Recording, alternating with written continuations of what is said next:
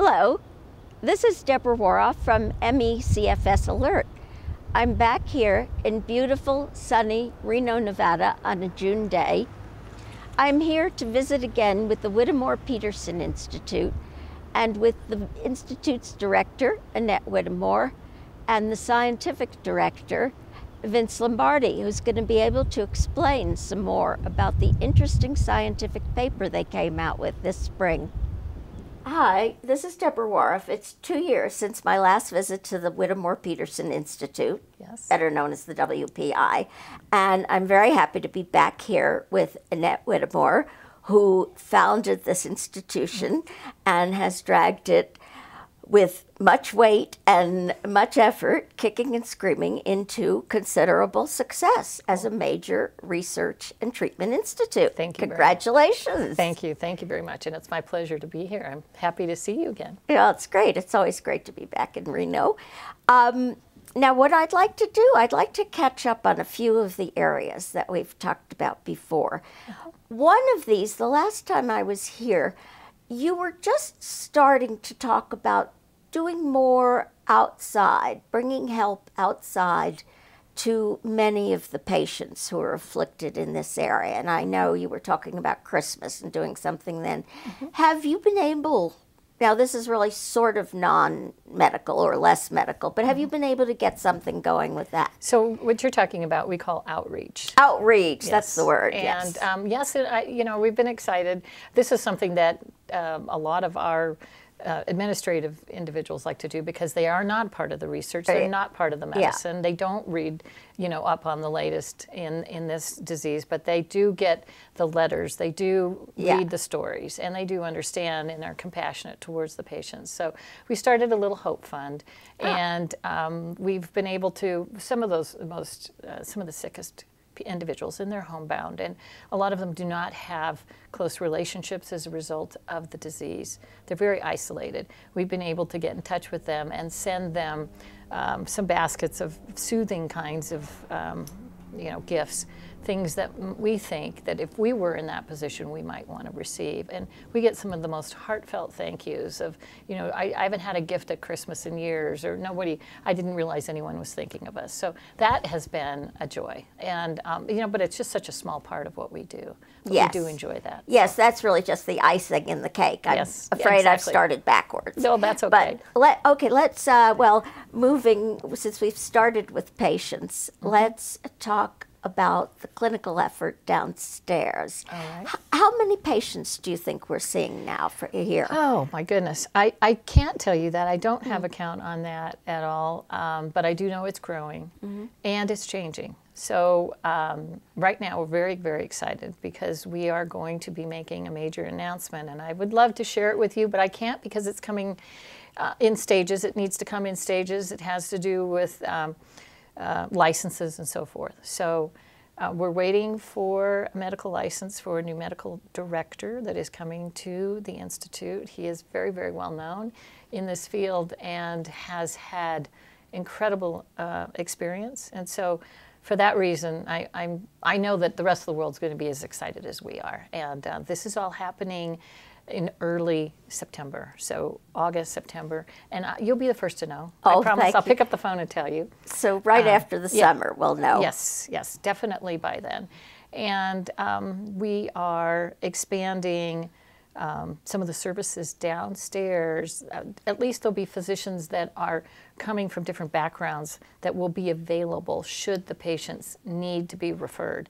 And I've always dreamed of that. I've always hoped that there would be a group of physicians, not necessarily dedicated to this patient population, but rather dedicated to specific specialties that were close by, that were easy to access, but would have the ability to speak to the specialist in this field and do exactly what you had been missing, you said, in your surgery, which is that expertise that says maybe a little less of this, maybe a little more than this.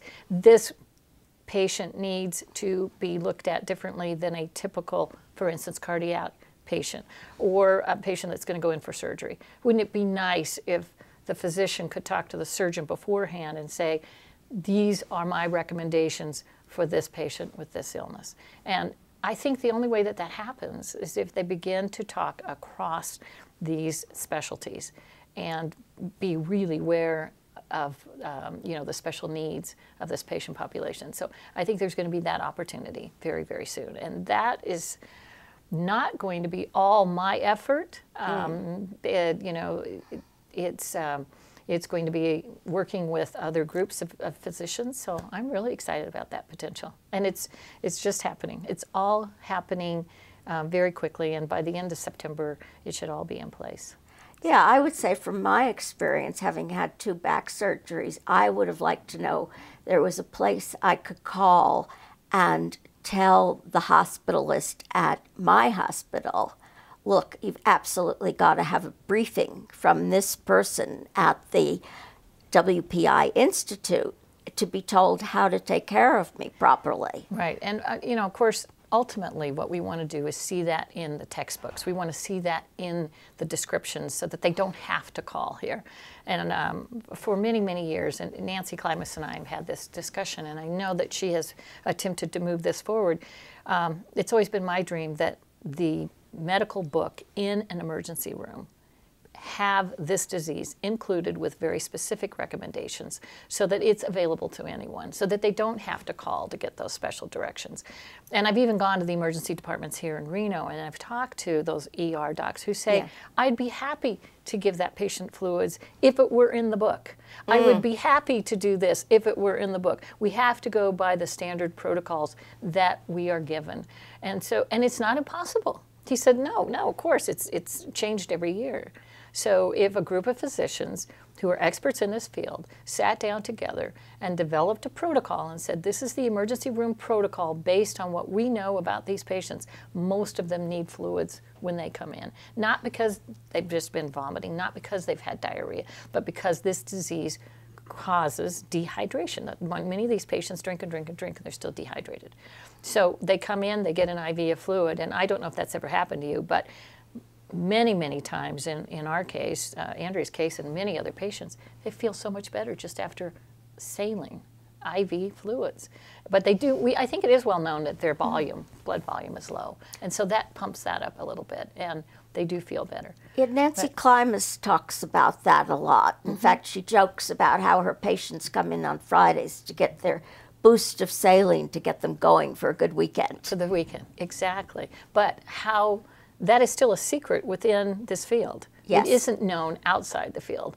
And to bring this disease into the mainstream, which is really what it needs to do, is be moved successfully into the mainstream. There have to be tools for those doctors to use. There has to be a knowledge that they gain and that they can use and that anyone has access to. And that happens by getting it into those major publications that the doctors look for their guidelines. And so but I think that's a greater possibility of happening when you have a specialist in this field talking to mainstream physicians. And they see the results, and they see that it's happening. And we've had some luck here in Reno. It's been nice talking to some of the doctors who go, if I just had tools, I see how sick they are, but I don't. And this is like a typical cardiologist, for instance, but I don't know where to begin. So I need those tools. I need that knowledge because I feel so bad when they come in and I don't have answers. I don't have a way to help. I'm not sure what to do.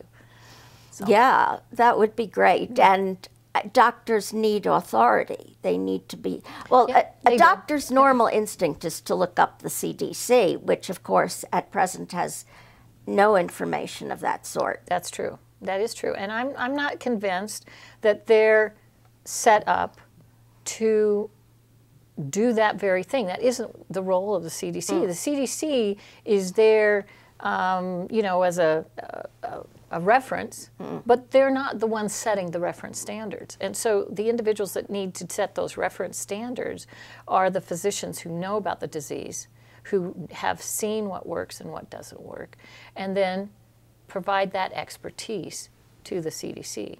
And I think it's been backwards. The CDC has been trying to accommodate where there's been very little written information, and they've just been doing the best they can. I really do believe that. But I think we can be a big help, and we can move that along, and that's one of the, that's one of the goals in this field, is to move that knowledge out of these specialists' office, these doctors who've taken care of these patients for 20, 25 years, and get that information in a form that can be used by other physicians. So. Yeah. If you can establish a protocol at, say, University of Nevada and get it used by the area hospitals, area clinics, etc., and have it written up by several of your doctors, then you're right. All the American doctors will have, NERs will have something to go by, to look up. Exactly. And they were very, I thought it was a very reasonable and rational response. Get it put into, and I'm sure the volume has a name, but it's the volume of information that they use that are the guidelines for treatment. And so Andrea was describing at one point, I have an immune problem. My immune system is not as strong. And she's learned this over the years. She understands this. And again, he said, but it's not here. It's not in the guidelines. HIV has guidelines. And he said, if you had HIV, I would know exactly what to do with you when you came in, and I would give you fluids. Wait, this is when your daughter, Andrea, was in an emergency room, And because of her experiences at her doctor's office, knew what she needed, knew what helped, and was trying to describe this to actually a very close friend of ours who's, an ER doc. And he said it would not be out of the realm of possibilities if it was described under the disease, and that's all we need. And he said, I can tell you the pathway to get that done, but obviously it takes a group of physicians to agree that they're going to be the experts and that they're going to pursue this and that they're going to get it into the manual. It's not as difficult as it seems, and for some reason we just, it just hasn't been done. And maybe they're busy doing a lot of other things, but I think that would help patients all over the world if there were an emergency room manual that described the immune dysfunction and described the fact that they are dehydrated and some of these other issues that you could attend to immediately and make that person feel better. It certainly would. It makes sense, so. Yeah. We'll keep working on that. Okay, good. I'll look forward. Well, going back to, we're going to have this announcement in September of, I will call him Super Doc, since you're not disclosing the name of your new director person yet, because you have licensing issues. Speaking generically, what new areas of care or kinds of effort will you be doing, say, a year from now because of these changes in the Institute and the perhaps other changes you're working on? What will it be like if I come here as a patient? I just come from my house in the Northwest. I'll tell you, I haven't been out in months. It's terrible. This has been going on for years. I go through this.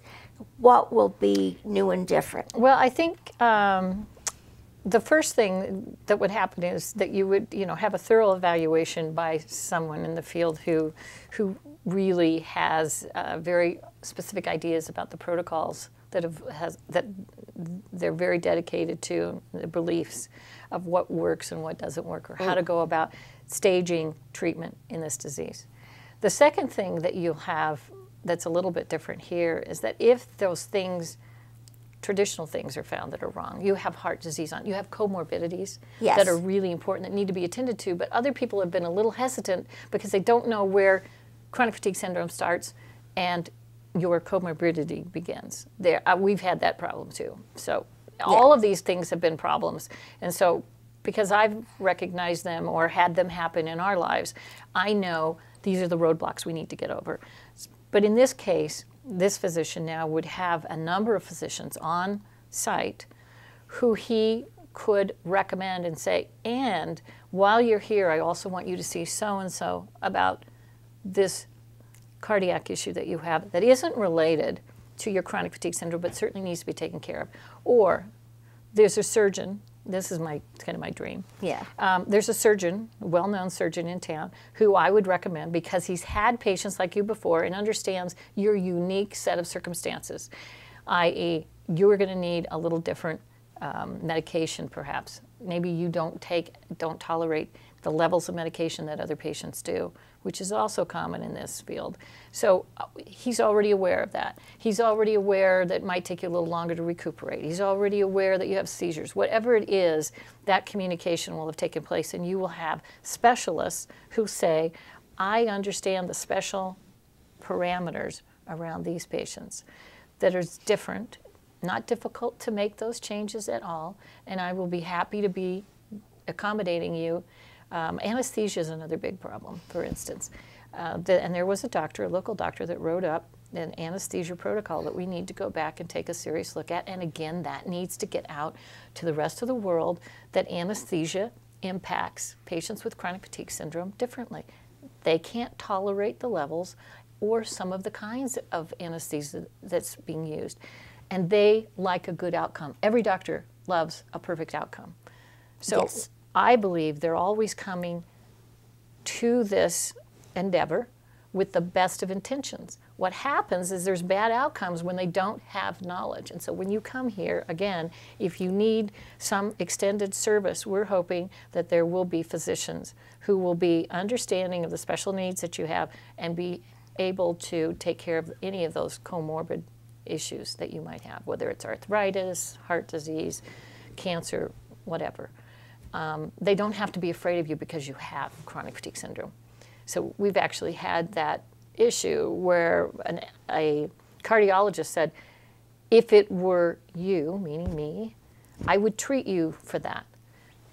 Your daughter has this disease that I don't understand, and I'm afraid to treat her for the very thing that I would be concerned if you had it. But I'm not concerned. And I said, well, how can you not be concerned that she's doing this?